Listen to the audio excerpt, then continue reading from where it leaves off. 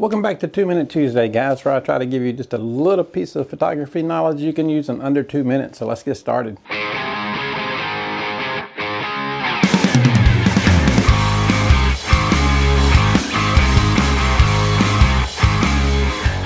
Now, if you have an R series camera and you're looking for the most affordable lens, because some of the lenses are upwards of $3,000, the best and most affordable lens you can get, without a doubt, is the Canon 50mm. This is it right here.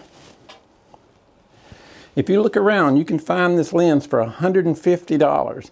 It's a f1.8. It's plastic. It's not weather sealed, but it's made good enough, and for $150, it's worth getting a few of them.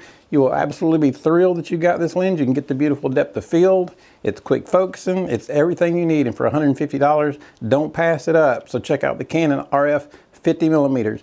For helping you guys out, give us a big thumbs up and have a good day. Welcome back. We are at KEH today. KEH is one of our new affiliates, and the one thing I like about KEH over any other affiliate that we have is I've been using KEH since 1983.